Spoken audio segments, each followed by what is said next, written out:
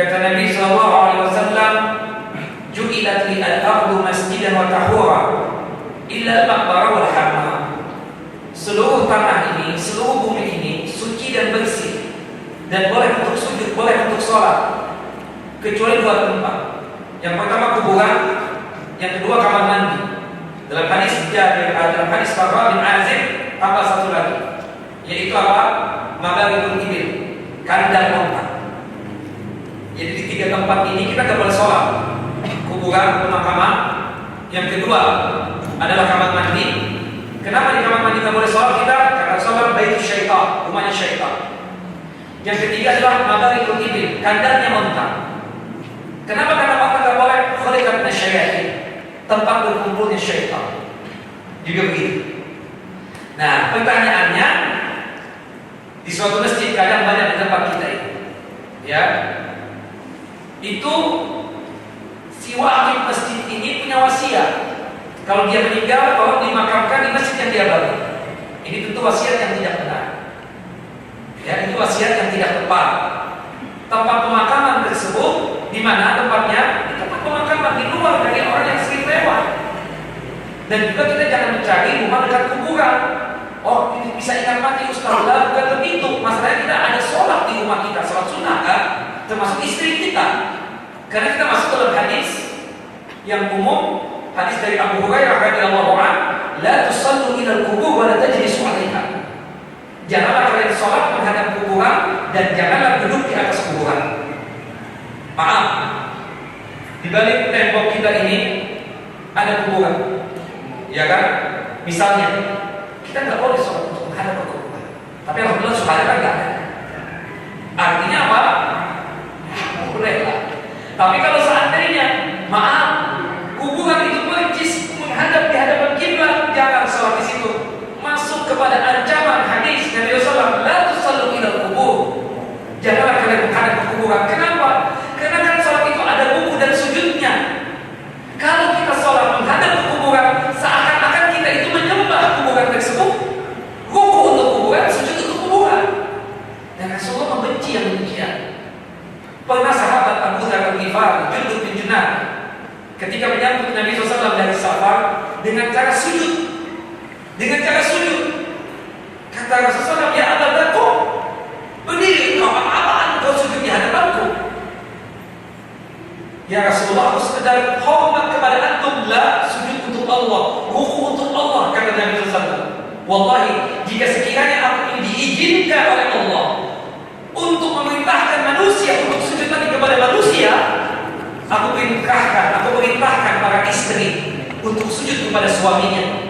Dikenakan hak suami yang sangat luar biasa yang wajib untuk dilaksanakan oleh para istri. Tapi itu tidak boleh. Para istri salah sama suami, sujud kepada suami, cium kaki suami, tidak boleh. Karena sujud ini penghinaan, dan kita pantas menghinakan diri di hadapan siapa? Allah Jalla Jalaluhu. Seperti itu. Nah, Ustaz, bagaimana dengan kedudukan Masjid An-Nabawi? Di situ kan ada kuburan Nabi sallallahu. Sekalian, ini sebagai penutup ya. Begini Bapak, begini Ibu. Dulu 5 hari sebelum Rasulullah meninggal dunia, Rasulullah biasa menutup mukanya dengan selimut. Kemudian membukanya spontanitas ngomong, la'natullah 'alal yahud wa nasara, la'natullah 'alal yahud wa nasara. Semoga Allah melaknati Yahudi dan Nasrani. Tutup lagi. Beberapa saat setelah itu Rasulullah ngomong lagi, la'natullah 'alal yahud wa nasara, la'natullah 'alal yahud wa nasara. Semoga Allah melaknati Yahudi dan Nasrani. Ummul Mukminin Aisyah radhiyallahu anha bertanya kepada Rasulullah, "Ya suamiku, ya Rasulullah, ada apa? Kok antum melaknati Yahudi dan Nasrani?" Kata Nabi SAW, "Li'annahum ittakhadhu qubur anbiya'i masajida." Dikarenakan mereka kaum Nasrani dan Yahudi menjadikan kuburan para nabi mereka sebagai masjid, dijadikan sebagai tempat sholat, dan ini terlarang. Dan 5 hari sebelum meninggal itu Rasulullah berwasiat, kalau aku mati, dikuburkan di mana aku mati. Innal anbiya idza matu dufinu fi mamati. Para nabi kalau seandainya meninggal dunia, dikuburkan di mana dia meninggal dunia. Kebetulan Rasulullah meninggal di mana? Di rumah rumah Bunda Aisyah digali.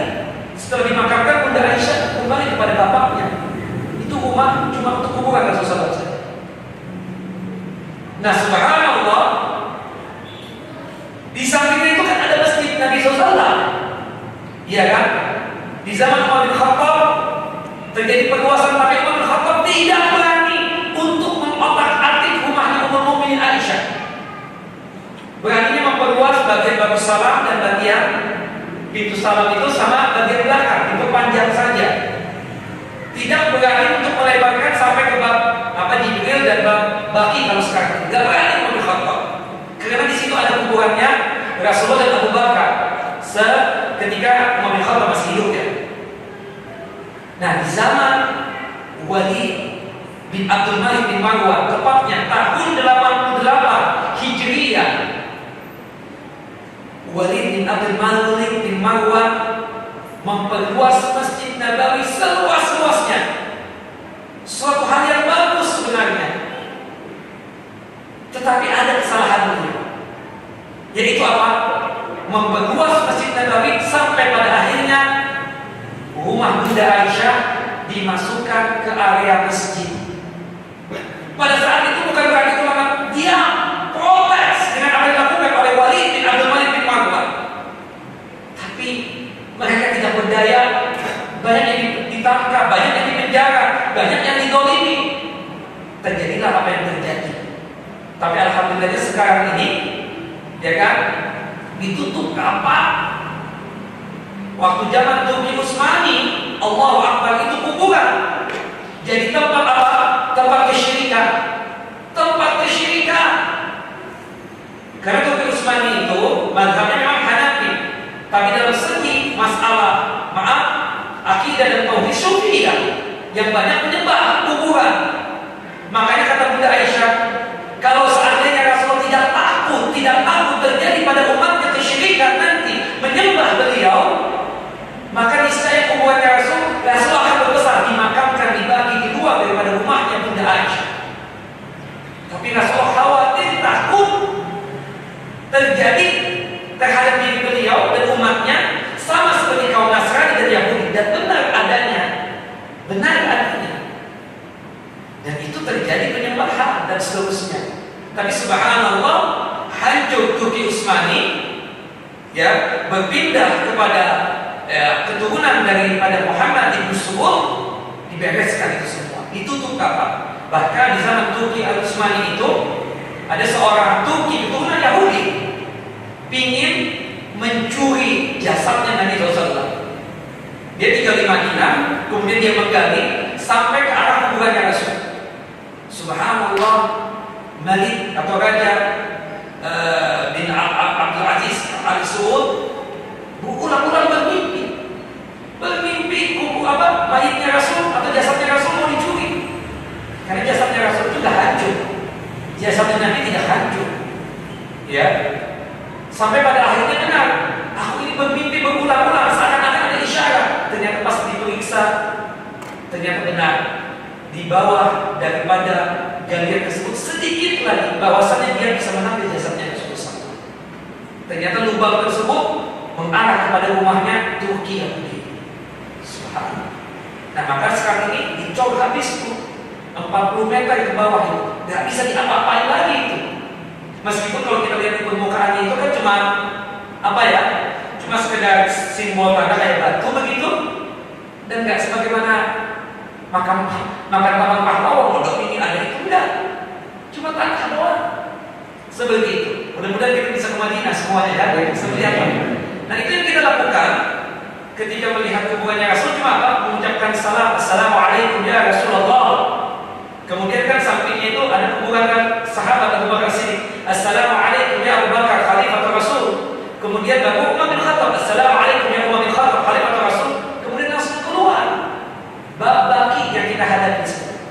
Nah, kalau kita melihat dari sejarah ini, orang yang berkeyakinan bahwasannya kalau dia membangun masjid kemudian dimakamkan di masjid yang dia bangun, salah. Karena Rasul tidak pernah berpesan dimakamkan di masjid. Dia berpesannya apa? Dikuburkan di mana dia meninggal dunia, seperti itu. Tidak pernah kalau saya meninggal dikuburkan di Masjid Nabawi, tidak benar.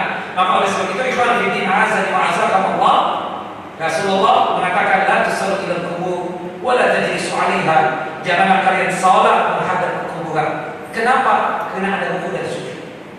Tapi kalau salat jenazah boleh enggak di kuburan? Boleh.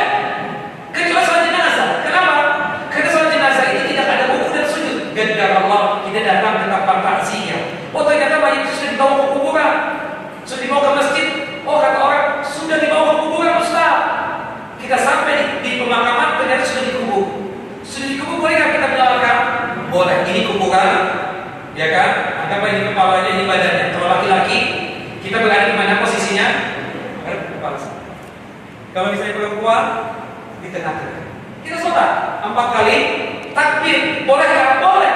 Karena Rasulullah pernah melakukan itu. Ketika ada seorang perempuan yang sudah membersihkan masjid meninggal dunia, Rasulullah bertanya, "Aina fulana? Kemana si fulana yang biasa membersihkan masjid ini?" "Ya Rasulullah, tufiya, sudah meninggal dunia." Kata Rasulullah, "Allah tukhbiruna, kenapa antum tidak mengabarkan kepada kita si fulana sudah meninggal dunia?" "Ya Rasulullah, antum safar. Gimana caranya kita menghabarkan kepada antum?" Kata Rasulullah, "Dulluni ala kubriha." Tolong tunjukkan aku di mana kuburannya. Kemudian Rasulullah dibawa ke kuburan si wanita tersebut. Kemudian Rasulullah melakukan sholat jenazah 4 kali takbir. Boleh kan? Boleh. Kenapa? Karena tidak ada ruku dan sujud. Kalau sholat jenazah boleh. Takbir yang pertama membaca apa? Al-Fatihah. Takbir yang kedua salawat Nabi. Takbir yang ketiga berdoa. Takbir yang keempat boleh doa boleh tidak. Ya kan? Tapi yang sahih sebenarnya tidak ada doa. Kemudian baru salam. Ya, boleh salamnya 1 kali, boleh salamnya 2 kali. Dua-duanya sahih. Nah, itu kira artinya kita betul-betul menghindari masjid yang ada kuburannya. Betul-betul menghindari. Apa? Karena berkaitan dengan tauhid, akidah. Jangan sampai kita ruku dan sujud kecuali untuk Allah Jalla Jalaluhu. Allahu a'lam, maaf lahir batin. Subhanakallah wa bihamdika asyhadu an la ilaha illa anta astaghfiruka wa atubu ilaik. Assalamualaikum warahmatullahi wabarakatuh.